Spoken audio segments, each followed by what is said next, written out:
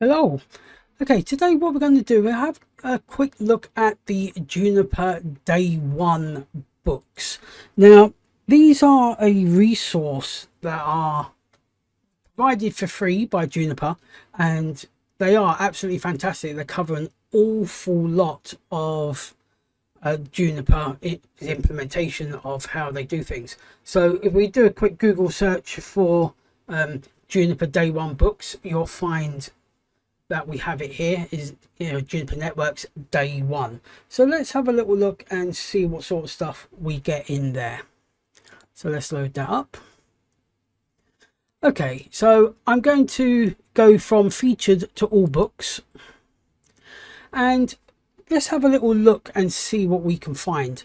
So currently we see on offer, now these are all PDFs, so some of them are anywhere from like 70-80 pages, some of them are anywhere up to like 250 pages long, but in this day and age things like OpenStack is being used quite thoroughly in a lot of service providers. So we have how to use Contrail in OpenStack, which is pretty decent. Now this one here, migrating to segment routing, this is a fantastic book. Now the Juniper JNCIS service provider and JNCIP service provider, and of course JNCIE as well, has an awful lot of segment routing in there because it's the new hot thing, using segment routing rather than standard MPLS. So that's a very good resource to run there. Again, if you're using Apstra, which is their automation platform, there's some information on that. Again, some stuff on likes of BGP. This is also exceptionally good, how to get your VMX up and running. So if you're going to be labbing using Juniper's VMX images, then this is a resource that you definitely don't want to miss. And again, a lot of people now are, well, a lot of service providers are using virtual MX devices to provide their services with. So that's pretty good. So let's have a little look and see anything else that may be of interest in here. Okay, so you got the likes of deploying BGP, rib sharing. Now I know that this particular topic, some people do have problems with this. In fact, there is so many things that you can actually choose from. I'm surprised that these resources are not used more often. I mean, you've got, again, things like your beginner's guide to learning Junos. Again, that's fantastic if you're doing your JNCIA, for argument's sake. You have a lot on segment routing. So as we can see here, we have our inside segment routing. There's a couple of other bits and pieces there. There's also a lot of automation stuff in here, these Day One books on how to do automation. And there's also things like the Ambassador series. Now the Ambassador series of books, they are books that are made in conjunction with well-respected people in the actual industry themselves. They run an ambassadorship program with Juniper, so they have more hands-on, and on the boots approach to the ground.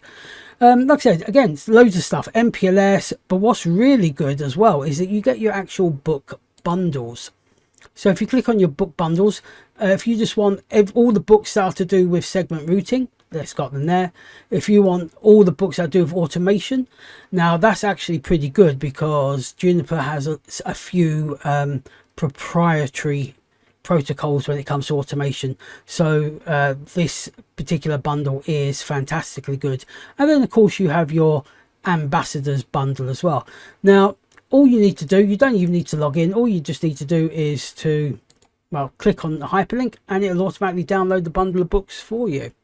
So definitely a very good resource. And of course, if we go back to Juniper's VLabs here, again, as we see, we have the Junos Day One experience.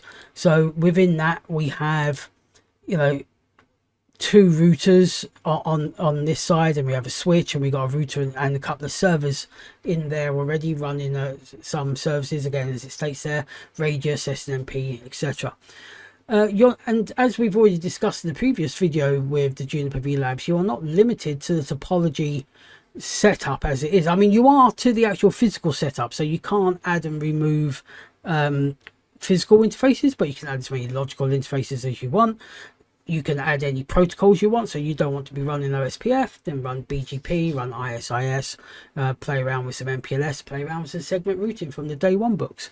At the end of the day, not everyone has the ability to have a device on hand, a PC, laptop or server, that has enough core count and enough memory to allow them to be running, you know, 4, 5, 6, 10 different Juniper images at any one time. They are pretty resource heavy. So I would suggest definitely come in and definitely liaise with the VLabs. There is a lot on there that that will help you. And as I said, they have a couple of new topologies on there as well, a couple of new things than what they had in the last video that we've done. Things like the class 4 transport planes, that is new, and exactly the same for that is new as well, and that's actually got 18 VMXs that are running. So you can just imagine, if you're looking at say 6 gig an interface, oh sorry, 6 gig a router, how much that's actually going to cost in resource to actually run a topology like this yourself. Again, you've got a decent segment routing topology there already. The switching ones hasn't changed much, or not, neither is the security or automation ones, but again, definitely good to play around with. But you got your network management and telemetry ones, that they're again new and good. But let's just, out of my own curiosity, let's have a look at the class 4 routing. So this is basically what you get: a virtualized 18 devices. That is absolutely crazy. Absolutely crazy. I mean, you're looking at server level hardware if you want it to be running 18 nodes at home. And you need to remember as well, with these images, these have a control plane and a forwarding plane, so they are separate nodes. So you're actually looking at 36 individual nodes that need to be run to get this topology up and running, whereas you can get this done for free within Juniper's own VLabs. So definitely something worthwhile looking at. And if you looked at the previous VLabs video, you would have seen quite a few of the labs were there, but of course we've got new ones. This is like an update. It's like about 15 months later, so they've updated more on their Day One books, they've updated more on their VLabs as well. So definitely resource worth taking, because as we know, when it comes to Juniper, unfortunately there is not actually a lot of resource out there for people. So as much resources as we can get, the better. Anyway, I hope you found this video interesting, and I will see you in the next one.